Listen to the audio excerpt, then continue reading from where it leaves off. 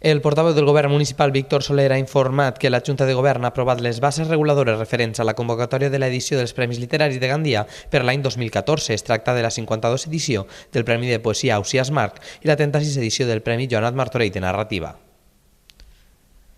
Gandia, que sempre ha apostat, inclús en època de restriccions econòmiques, per mantindre un dels seus trets identitaris, que és el seu lideratge en matèria de cultura i de cultura valenciana en mayúscules. Algunes dades d'interès per als possibles participants. El termini de presentació serà des de ja fins a l'11 de maig d'enguany, via correu certificat a l'IMAB. L'extensió mínima en matèria de poesia serà de 250 versos i de narrativa de 150 fulls. I el lliurament del premi tindrà lloc en la gala que es farà al Teatre Serrano el proper 21 de novembre del 2014.